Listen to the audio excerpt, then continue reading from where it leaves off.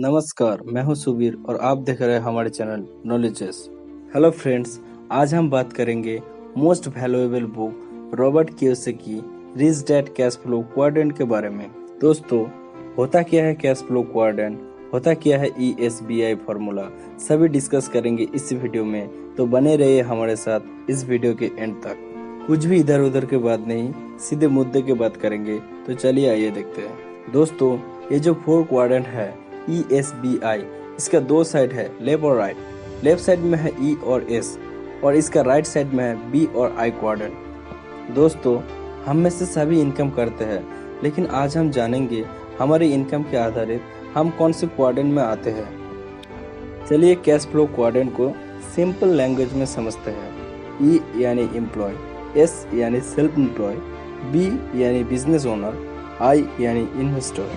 पहले हम बात करेंगे लेफ्ट साइड के E और S के बारे में। E यानी एम्प्लॉय, हम में से ज़्यादातर लोग E क्वाड्रेंट में आते हैं। बेसिकली जो लोग जॉब करते हैं वो लोग E क्वाड्रेंट में आते हैं, क्योंकि हम बचपन से यही सुन के आ रहे हैं, पढ़ाई करके कोई अच्छी नौकरी कर लो, क्योंकि हमारे स्कूल, कॉलेज और यूनिवर्सिटी में हमको यही सिखाते हैं। एम्प्लॉय वो लोग होते हैं जो दूसरों के बनाए हुए सिस्टम पे काम करते हैं, जैसे डॉक्टर, लॉयर, किसी कंपनी का मैनेजर, HR एक्सेट्रा।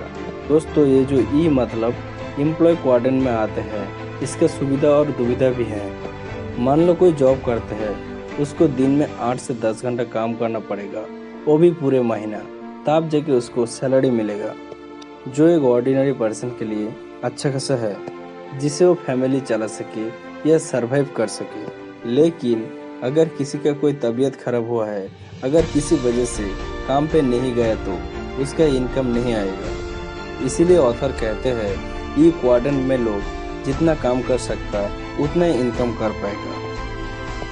एग्जाम्पल, मान लो कोई लॉयर जितना केस सॉल्व करेगा उतना ही इनकम कर पाएगा। कोई CA जितना अकाउंटेंट मैनेज कर पाएगा उतने ही इनकम करेगा, क्योंकि ये लोग दूसरे के अंडर में काम करते हैं और कोई किसी ने बिना काम करके पे तो नहीं करेगा।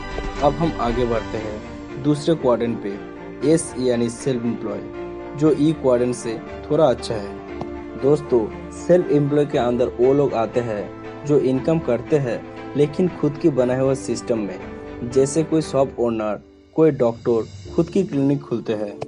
ये लोग दूसरे के अंडर काम नहीं करते, ये लोग खुद के अंडर में काम करना पसंद करते हैं। ये लोग अपने आप को बॉस मानते हैं। आइए देखते हैं सेल्फ एम्प्लॉय में प्रॉब्लम क्या होता है। एग्जाम्पल लेते हैं, मान लो कोई डॉक्टर खुद की क्लिनिक में जितना पेशेंट देखेगा उतने ही इनकम कर पाएगा। कोई शॉप ओनर जितने टाइम शॉप ओपन रखेगा उतने ही इनकम आएगा। और एक बात, इन लोगों के ऊपर कोई प्रेशर नहीं रहते हैं, लेकिन डॉक्टर किसी वजह से क्लिनिक पे नहीं जा सकता तो उनके इनकम भी नहीं आएगा। कोई शॉप ओनर शॉप ओपन नहीं किया तो उनका इनकम भी नहीं आएगा। मतलब कुल मिला के लेफ्ट साइड यानी E और S क्वाड्रेंट में जो लोग काम करते हैं उनकी टोटल इनकम उनकी काम पे डिपेंड करता है, यानी खुद के ऊपर।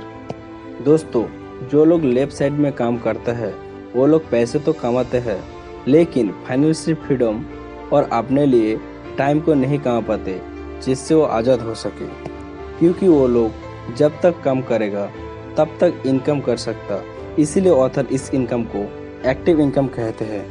और दुनिया के 90% लोग लेफ्ट साइड में काम करके एक्टिव इनकम करते हैं। तो चलिए आइए देखते हैं क्वाड्रेंट के राइट साइड में बिजनेस यानी बिजनेस ओनर इनकम जनरेट करते हैं एक सिस्टम के थ्रू। ये लोग एक सिस्टम क्रिएट करके उस सिस्टम पे बहुत सारे लोगों को काम देते हैं, क्योंकि अकेले एक इंसान दिन में 8 से 10 घंटा काम कर सकता, इससे ज़्यादा नहीं। Example, Mukesh Ambani, Elon Musk, Jeff Bezos और भी बहुत सारे। ये लोग हार्ड वर्क और स्मार्ट वर्क दोनों करके पैसिव इनकम करते हैं और फाइनेंशियली सक्सेस होते हैं। तो पैसिव इनकम क्या है?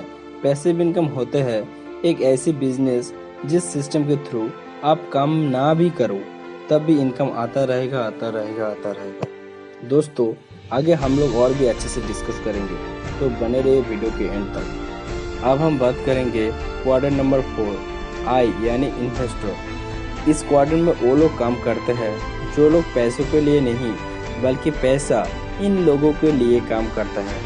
इन्वेस्टर यानी निवेशक ये वो लोग होते हैं जो एक अच्छी जगह पे निवेश करके पैसिव इनकम जनरेट करते हैं। Example stock market, mutual fund, gold, real estate etcetera. जैसे वॉरेन बफेट, इन्होंने 11 साल के अंदर पहला स्टॉक लिए थे क्योंकि तभी से उनको कंपाउंडिंग का मतलब समझ में आया था। ऐसे और भी बहुत सारे लोग हैं जो एक अच्छी जगह पे निवेश करके पैसिव इनकम जनरेट करते हैं। दुनिया के 10% लोग क्वाड्रेंट के राइट साइड में काम करके पैसिव इनकम जनरेट करते हैं और दुनिया के 90% पैसा इस 10% लोग कमा पाते हैं। दोस्तों, अब क्वेश्चन ये है, अगर हम लोग ज़्यादा काम करते हैं तो क्यों एक्टिव इनकम से पैसे आते हैं? क्योंकि कारण यही है, हम लोग खुद अकेले काम करते हैं। तो अगर आप पैसिव इनकम करना चाहते हैं और फाइनेंशियली सक्सेस और अपने लिए टाइम को कमाना चाहते हैं तो आपको लेफ्ट साइड से धीरे धीरे आपकी इनकम को इंक्रीज करके आपको राइट साइड में जाना पड़ेगा। इसीलिए आपको हार्ड वर्क के साथ साथ स्मार्ट वर्क भी करना पड़ेगा। मान लो कोई अगर किसी रेस्टोरेंट पे काम करते हैं तो वो हो गया एम्प्लॉय, लेकिन अगर धीरे धीरे उसी ने एक रेस्टोरेंट खोल ली तो वो हो गया सेल्फ एम्प्लॉय। एम्प्लॉय से सेल्फ एम्प्लॉय एक लेवल अच्छा है, लेकिन अगर उनको दूसरे क्वाड्रेंट यानी बी में जाना है तो उनको रेस्टोरेंट का फ्रेंचाइजी देना पड़ेगा, या तो और भी खुद को रेस्टोरेंट खोलना पड़ेगा, या तो और लोगों को हायर करना पड़ेगा अपने काम के लिए। तो वो हो गया एक बिजनेस मॉडल।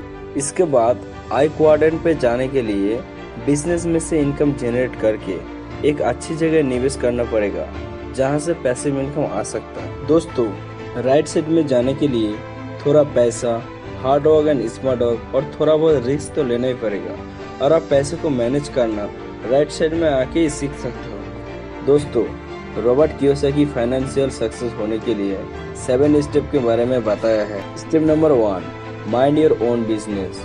अगर आप लेफ्ट साइड पे है तो आपको एक बिजनेस स्टार्ट करना पड़ेगा। शायद वो बिजनेस शुरू से छोटी सी क्यों ना हो, आपको उस बिजनेस में से 5 साल के लिए एक गोल सेट करना पड़ेगा और आपके हर महीने या हर साल इनकम को इंक्रीज करना पड़ेगा। Step number 2, control your cash flow. पहले आपको आपकी इनकम के ऊपर एक चार्ट शीट प्लान क्रिएट करना पड़ेगा। ज़्यादातर लोग क्या करते हैं, उनके सैलरी और महीने के एंड में पेमेंट आने से पहले ज़्यादा खर्च कर देते हैं उनके लायबिलिटी के लिए, जैसे कि shopping, home loan, car loan, credit card bills etcetera. लेकिन इधर आपको पहले एसेट बिल्ड करना पड़ेगा। अगर आपका एसेट बिल्ड हो जाए तो लायबिलिटी अपने आप हो जाएगा। एक बार आपका एसेट बिल्ड करने के लिए मिनिमम 5 to 7 ईयर आपका कैश फ्लो मेंटेन करके काम करना पड़ेगा। Step number 3, get educated. दोस्तों, शिक्षा और ज्ञान एक ऐसे धन है जो हमसे कभी कोई ले नहीं सकता। ऑथर कहते हैं हमें फाइनेंशियली सक्सेस होने के लिए हम लोगों को एसेट और लायबिलिटी के बारे में अच्छी तरह जानकारी होना चाहिए, क्योंकि हमारे स्कूल कॉलेज पैसों के बारे में कभी भी कोई शिक्षा नहीं देते हैं। Step number 4, learn to solve problems. मान लो आपने किसी स्टॉक में निवेश किया है तो पहले आपको प्रॉब्लम फेस करना पड़ेगा, क्योंकि आपने तो इन्वेस्टिंग सीखा ही नहीं।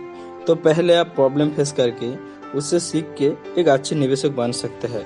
Example, Bill Gates is an expert at solving software marketing problems. Warren Buffett is an expert at solving business and stock market problems. Step number 5, seek mentors. Robert Kiyosaki के 2 father थे, rich dad और poor dad. Rich dad उनको financially success होने के लिए passive income के बारे में हमेशा गाइड करते थे। दूसरी तरफ पुअर डैड हमेशा एक्टिव इनकम यानी ई और एस क्वाड्रेंट के बारे में बोलते थे। इसीलिए आपको भी हमेशा एक अच्छे मेंटर के बात सुननी चाहिए। Step number 6, grow from disappointment. पहले आपको छोटे स्टेप से स्टार्ट करना पड़ेगा, इसीलिए आपके सामने बहुत सारे डिसअपॉइंटमेंट आएगा, उसे फेस करके आपको ग्रो करना पड़ेगा। Step number 7, believe in yourself. आपका जो डाउट्स और फेयर्स है पहले उसको दूर करना पड़ेगा और नई चीज़ें सीखते रहना पड़ेगा। एक सक्सेसफुल इंसान कभी भी सीखना बंद नहीं करते, वो लोग नए नए चीज़ें हमेशा सीखते रहते हैं। दोस्तों, एंड में हम यही कहना चाहते हैं, आप इस बुक को ज़रूर से ज़रूर पढ़िए ताकि फाइनेंशियली फ्रीडम होने के लिए आपको और अच्छे से जानकारी हो। अगर ये वीडियो आपको अच्छा लगा तो इस वीडियो को लाइक, कमेंट, शेयर करें और सब्सक्राइब करके बेल आइकन को जरूर हिट कीजिए ताकि आने वाले ऐसी नॉलेजेबल वीडियो आपसे मिस ना हो जाए। दोस्तों, शुरू से एंड तक हमारे वीडियो को देखने के लिए और हमारे साथ जुड़े रहने के लिए आप सभी को दिल से धन्यवाद।